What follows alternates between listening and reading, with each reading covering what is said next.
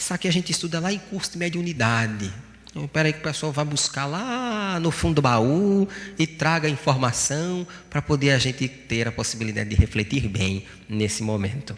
O transporte, por exemplo, de agulhas, alfinetes e outros objetos para o corpo, ou em outros ambientes, é chamado de aporte.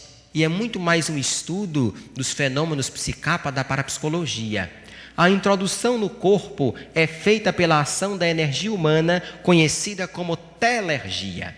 Aportes são aparições de objetos através de obstáculos, tais como paredes, muros e corpos opacos de todo gênero ou mesmo vindos de longe. As chamadas casas mal assombradas sempre têm algum tipo de fenômeno de aporte sendo apresentado. Se você encontrar Padre Quevedo em algum programa de televisão, tenha certeza, ou está pegando fogo em alguma coisa, ou está o povo já se materializando algum objeto dentro de casa. Pode ter certeza, tem alguma coisa associada com aporte. Que aí são as pedras que caem, objetos que se materializam. Existem até mesmo relatos onde uma pedra de paralelepípedo caiu dentro de um apartamento em cima da televisão, quando os indivíduos estavam assistindo, onde não tinha nenhuma possibilidade daquilo se estabelecer. Proposta e situação conhecida como aporte. Nós temos uma força, uma energia corporal, somática, vital, que se transforma e se exterioriza, invisível. É dirigida pela vontade do nosso inconsciente, mas também, em muitos casos, é manipulada pelos seres extrafísicos. Já o fenômeno de endoporte, que é esse que nós queremos trabalhar, é mais complexo, pois se refere à introdução de objetos nos corpos humanos.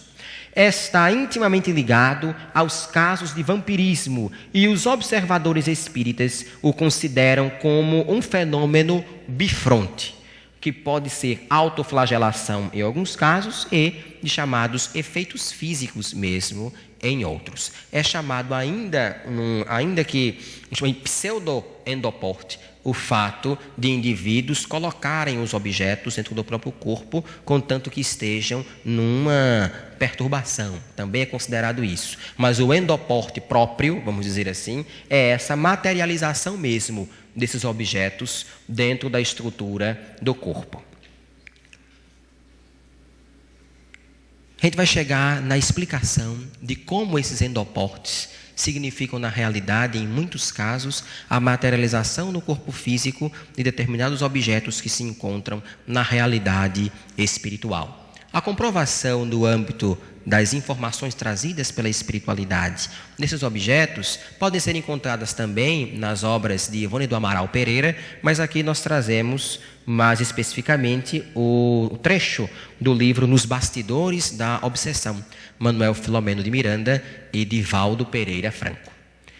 Neste momento, Dr. Bezerra de Menezes observa, junto com algumas outras pessoas, o trabalho à distância de indivíduos que ainda se encontram nas regiões trevosas, mas com um aparato científico, um desenvolvimento de raciocínio bastante elevado, verdadeiros cientistas, só que trabalhando para as realidades enfermiças, no processo de implantação daquilo que nós costumamos chamar de chips.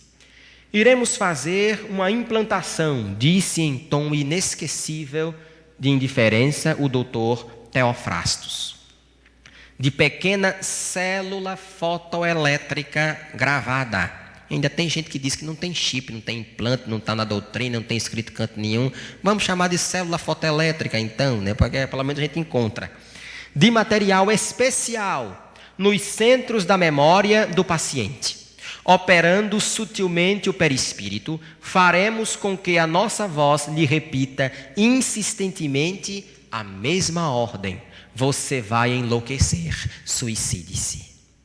Somos obrigados a utilizar os mais avançados recursos, desde que estes nos ajudem a colimar os nossos fins. Esse é um dos muitos processos de que nos podemos utilizar em nossas tarefas.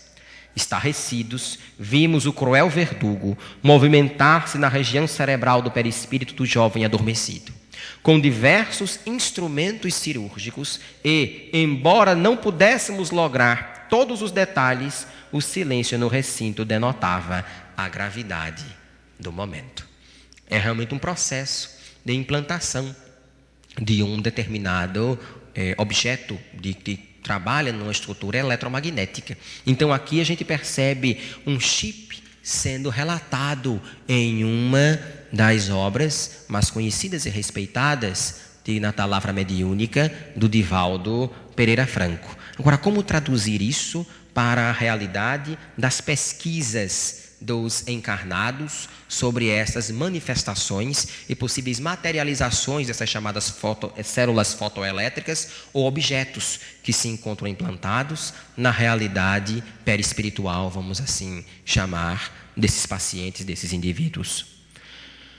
Nos casos de operações de curas simpatéticas, cura simpatética é aquela que se estabelece de um campo relacionado a outro, tá certo? Em regime de paridade. Se houve algum processo de adoecimento com uma planta, a cura é feita através de uma planta e assim o segue. Como os ocorridos com a médium Bernarda Torrúbio ou ocorridos com José Arigó, muito conhecido na nossa doutrina, por ter trabalhado com o espírito do doutor Adolf Fritz. Verificam-se transposições do operado para o médium, que vomitava, ele, médium, e não o paciente operado, os resíduos da intervenção cirúrgica invisível, constatando-se posteriormente a eficácia da operação. Confessamos que quando nós fizemos o estudo desse trabalho, foi uma das partes que mais nos chamaram a atenção, pois não sabíamos deste tipo de manifestação, vamos dizer assim, da esfera mediúnica de cura, em especial do nosso irmão José Arigó. A cirurgia simpatética de Arigó, como a da médium Bernarda Torrúbio, se processava de maneira simples, por meio de incorporações mediúnicas e imposição das mãos, sem toque no paciente. Esse sentia engulhos, dores leves e quando supunha que ia vomitar, era o médium quem vomitava os resíduos da operação. Nesse estranho processo, é evidente que havia transposição de resíduos do organismo do paciente operado para o estômago do médium que as vomitava. Significa tão simplesmente que aquelas situações, aqueles objetos que estavam no corpo do paciente eram transmitidos energeticamente para o corpo do médium curador e ele exteriorizava, materializando todas aquelas situações que se encontravam em situação energética sutil em favor de adoecimento no corpo do paciente. Isso está sendo estudado em Vampirismo, de Herculano Pires. Justo o Herculano Pires, o idealizador de uma das expressões também mais conhecidas nesses momentos atuais dentro da nossa doutrina, a chamada necessidade de manutenção da pureza doutrinária. No início desse livro, nosso irmão Herculano Pires contesta especificamente informações que não podem ser comprovadas à luz das pesquisas científicas dos nossos irmãos encarnados. Contesta mesmo a existência dos chamados ovoides, considerando a fala de André Luiz como um iniciante nos estudos da doutrina, como algo que deve ser levado com muito cuidado para não corrermos o risco de entrarmos em determinados tipos de modismo. É uma preocupação bastante interessante, mas se faz necessário realmente fazermos essa fundamentação com as pesquisas científicas realizadas também pelos encarnados e as associações com o que dizem os nossos irmãos desencarnados. E aqui vejam do que é que parece esse tipo de caso que Herculano Pires retrata de situações como essa que acabamos de ver. A persistência desses fenômenos e sua aparente resistência às práticas espíritas de combate ao vampirismo chegaram a amedrontar muitas pessoas. Há casos tratados durante 10, 15 mais anos sem que tenham obtido solução. As vítimas são consideradas como autoflagelantes e o caso interessa pouco aos clínicos que se cansam de tratá-los sem resultados. É exatamente os tipos de casos que normalmente chegam associados à apometria. Mas Herculano Pires não para por aí não, viu? Ele diz que os pesquisadores espíritas, e vejam que ele não diz os espíritas, ele diz os pesquisadores aqueles que fazem experimentos. Os pesquisadores espíritas descobriram, porém, que se trata de um vampirismo altamente agressivo. Ele poderia ter utilizado a obsessão complexa, daria no mesmo. Desenvolvem, assim, uma técnica mediúnica de doutrinação. Ora, se desenvolvem uma técnica mediúnica de doutrinação, é porque a técnica de doutrinação que estava estabelecida de forma clássica não resolvem os casos que há 10, 15 anos estão sendo tratados com ela e não alcançam o devido resultado. E ele diz que os pesquisadores desenvolveram e que isso é importante e é fantástico. Que técnica é essa? Não me pergunte, não está no livro. Tá certo? Tem que perguntar a Herculano Pires. Mas, para nós, poderia ser facilmente identificada como apometria. Coadjuvada com passes e estímulos às vítimas para reagirem com compreensão contra as agressões e os agressores. A evangelização é parte fundamental da terapêutica, pois todos os indícios são de que a agressão decorre de consequências do passado. O último está chegando nos últimos pontos. O meu tempinho começa a se estabelecer. Cesare Lombroso, despolarização dos estímulos de memória. É um trabalho interessante dentro de uma das técnicas mais avançadas utilizadas no âmbito da apometria. Quando o indivíduo vem extremamente resistente a qualquer tipo de trabalho, nós então estabelecemos a despolarização nos estímulos de memória. Há uma intervenção magnética para que aquele irmão tenha a possibilidade de, modificando a rotação da sua estrutura eletromagnética voltada para uma visão ainda baixa, ele tem a chance de elevar o seu pensamento e só aí meio que romper, vamos dizer assim, a carapaça, a couraça cristalizada que envolvia o seu coração e impedia o acesso das informações de natureza mais elevada.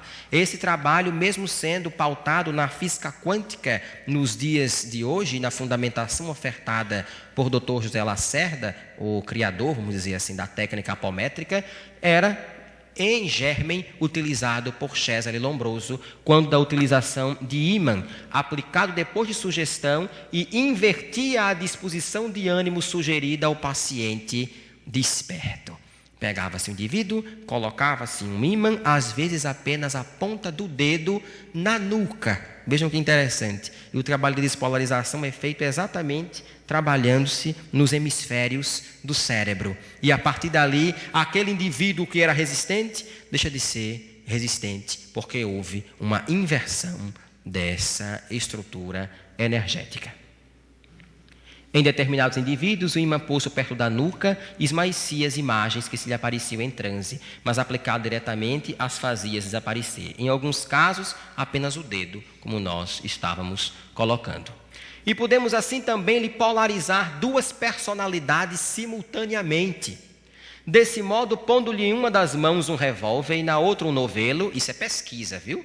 Sugeriu se lhe fosse, por um lado, Gasparone. Gasparone é o nome de uma ópera da época que falava sobre um charlatão, uma criatura que fazia várias situações para enganar as pessoas. E pelo outro, uma mulher. Aplicado o ímã sobre a nuca, pelo lado correspondente ao bandoleiro, se converte em campesino, e pelo lado de mulher, se transformou em homem. E aí vejam que interessante. Ele está falando de duas dimensões do indivíduo exteriorizadas, uma de um lado do corpo e a outra do outro lado do corpo, se manifestando ao mesmo tempo. A gente já teve possibilidades de discutir em outros seminários, em outros SAESPs, subpersonalidades e personalidades múltiplas, tá certo? Quem tiver um pouco mais de interesse, vá buscar também um pouco de informações e aguarde também a parte da tarde, para poder a gente ter a possibilidade de entender como é que isso já também se expressava, lembro sempre, em germen, em base, também nas pesquisas de Cesare Lombroso. Os indivíduos inibidos por fortes paixões ou arraigados a hábitos não se deixavam influenciar pelo ímã. Observem bem. Aqueles mais cristalizados, o ímã não funcionava.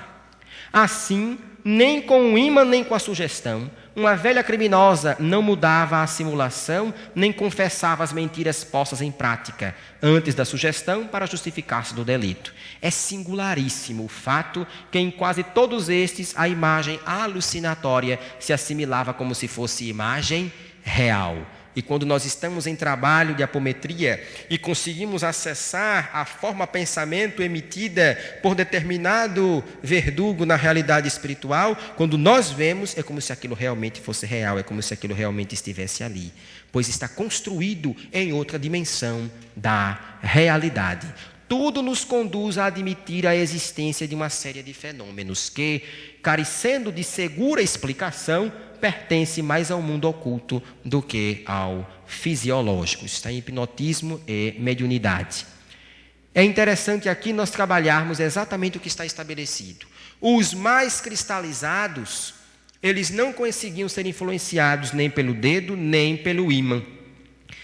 Porque o nosso irmão Cesare Lombroso, ele só encostava sem nenhum tipo de técnica. Ele só esperava o que ia acontecer. É experimento. Não havia a aplicação de uma técnica específica e a força do pensamento daquele que está, não como observador, mas como participante direto do processo de esclarecimento daquele indivíduo. Por isso que a coisa não continuava. Estava faltando a completude do trabalho. Trabalho esse que é o chamado processo de despolarização dos estímulos de memória. Somos responsáveis pelo bom uso do que dispomos para auxiliar o próximo e a nós mesmos. Nós tivemos a possibilidade de transitar por pulso magnético, campo de força, desdobramento induzido. Tivemos a possibilidade de falar sobre implantes, sobre despolarização dos estímulos de memória. 5 pontos trabalhados nas nossas reuniões de apometria. Falta alguma coisa? Falta um mundo inteiro de coisas. Mas se essas são as principais e talvez as mais complexas, todas as outras nós também encontramos fundamentação. Não encontramos fundamentação naquilo que possa vir a ser questionado, porque tal espírito disse, porque tal espírito falou. Encontramos fundamentações claras dos autores espíritas clássicos que, junto com Allan Kardec, fizeram da nossa doutrina a beleza que ela é nos dias de hoje. A responsabilidade de mantermos esse trabalho de responsabilidade e estarmos dispostos ao processo de evolução da doutrina espírita, do processo de auxílio àqueles que mais necessitam, é imperativo voltado para cada um de nós. Se todas